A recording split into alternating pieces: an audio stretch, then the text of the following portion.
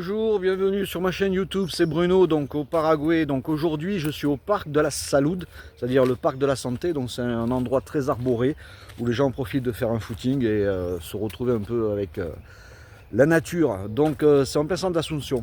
Et justement ça m'a inspiré pour faire une vidéo concernant les assurances santé qu'on peut trouver, d'accord, lorsqu'on s'expatrie. Je pense que c'est un sujet hyper important. Pourquoi? Parce que ça peut arriver à n'importe qui, n'importe quel âge, avoir un souci. Et ça peut vous foutre vraiment dans la merde. Moi j'ai testé ça il y a quelques années. Sur un petit incident qui n'a pas eu de conséquences sur ma santé, mais qui a mis mes finances vraiment au tapis.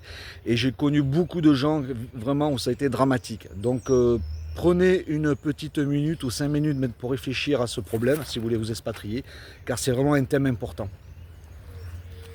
Alors voilà pourquoi j'ai décidé de parler de ce thème aujourd'hui, parce que je le trouve très important, pour simple et bonne raison, que lorsque vous allez arriver ici, imaginez un instant, posez-vous 5 minutes, réfléchissez, et imaginez ce qui peut se passer si vous chopez par exemple un virus, une maladie ou un accident. Alors il y en a beaucoup qui croient, des Européens, des Français, des Québécois, qui se disent voilà, moi je suis couvert dans mon pays, et s'il y a un souci, je vais être rapatrié sanitaire.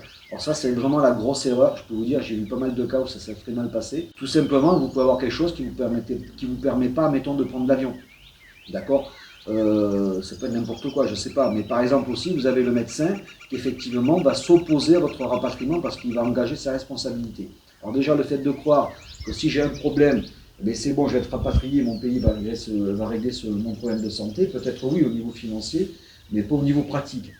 Donc ça, il faut bien que vous réfléchissiez sur ça. Donc si vous avez l'intention d'habiter dans un pays, que ce soit le Paraguay, puisque l'hôtel c'est le Paraguay, il faudra vraiment, là je vous conseille vraiment avec toute honnêteté et sincérité, de vous prendre une assurance maladie, c'est quasiment indispensable. Donc pour vous dire, qu'est-ce qu'il vous reste comme solution? La première solution, comme peut-être vous l'avez pu voir sur des publicités, sur des groupes sociaux, sur Facebook ou Instagram, vous avez pas mal de pubs qui parlent d'une assurance internationale. Alors ça, c'est une assurance qui va plutôt s'adapter à ceux qui bougent beaucoup, c'est-à-dire c'est une assurance qui va prendre en compte pratiquement tous les pays de la planète. C'est-à-dire si vous passez 3 mois au Paraguay, 3 mois en Argentine, 3 mois à droite, à gauche, etc. Ça, c'est l'assurance qu'il vous faut. Moi, j'ai fait une cotation il y a environ 1 an, 2 ans. Il faut savoir que ça coûte à peu près dans les 500 $ par mois. Voilà. Mais si vous voulez vous expatrier au Paraguay, c'est-à-dire vivre ici en tant que résident, ce n'est pas nécessaire. Il vous faut prendre une assurance locale. Donc, qu'est-ce qu'il en est au niveau des assurances locales? C'est pour ça que je vais vous partager cette information. Il existe une assurance locale ici qui a pas mal de succès, que pas mal de Français utilisent aussi, des étrangers. Elle s'appelle Asismed. Donc je vous mettrai donc la petite photo qui va bien. Donc voilà, il suffit lorsque vous arrivez que vous fassiez le numéro que je vous ai mis en description, c'est le représentant de cette assurance. Donc primo, quelles sont les conditions d'entrée? Eh bien tout simplement, c'est pas nécessaire d'être résident ou d'avoir la cellula. Un simple passeport peut vous accepter donc pour cette assurance maladie. Ça c'est déjà un bon point. Au niveau du paiement, c'est une carte bleue, un paiement récurrent par mois et il n'y a pas de problème, ça passe aussi. Quels sont les avantages aussi? C'est qu'il va vous remettre aussi sur votre portable, une fois que vous avez signé avec eux, une application qui va vous aiguiller si vous recherchez un praticien particulier comme un ophtalmo, un gynécologue, etc. Donc déjà voilà, ça a l'air bien foutu à ce niveau-là. Ensuite, la deuxième chose aussi qu'il faudra faire attention, il y a 3 formules. Donc il faudra choisir la formule qui s'adapte le mieux à vos besoins. Et regardez bien les délais de carence. Alors, ça se dit carence en espagnol, vous allez comprendre. Ça aussi, c'est important, il faudra bien regarder cet aspect-là. Et ensuite, vous voyez, donc, vous pouvez voir ensuite, vous verrez avec lui, tous les avantages qu'il y a, le niveau de couverture qu'il va vous proposer. Il y a de l'assistance au voyage, il y a bien sûr, il y a l'ambulatoire, il y a les transports ambulance, etc., etc. Voilà, pour moi, c'est l'assurance qu'on m'a conseillée, qui effectivement, je trouve qui est pas mal du tout.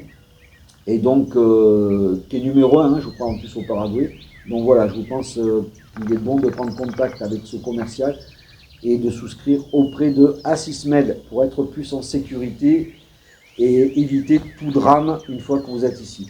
Ensuite, pour clôturer cette vidéo, je vous fais une petite parenthèse aussi si vous êtes fervent de médecine naturelle, alternative, herboristerie.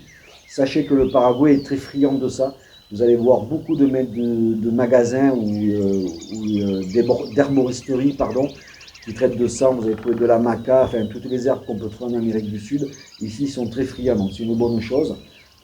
Allez au Mercado Quattro et vous allez voir, vous allez trouver des savons, tout ce que vous voulez, des herbes, des infusions, des huiles essentielles, voilà, vous allez trouver de tout. Voilà, je voulais faire une petite parenthèse sur ça puisque le thème aujourd'hui c'était la santé. Voilà, j'espère que je vous ai assez sensibilisé sur le côté assurance santé, qui est pour moi un point capital aussi d'une bonne expatriation. En ce qui concerne le projet du ranch, donc c'est toujours d'actualité bien sûr. Je ferai d'autres vidéos quand ça avancera, mais je vous dis, les nouvelles vont commencer à tomber à partir de fin d'année, début 2026, c'est là que ça va commencer à bouger. Et si vous avez des questions, n'hésitez pas à m'appeler par WhatsApp, vous avez mon numéro sur mon site internet. Si vous avez des questions comme certains l'ont fait, avec qui j'ai parlé cette semaine. Ok, donc je vous souhaite une bonne continuation et je vous dis donc à bientôt et bon courage. Au revoir.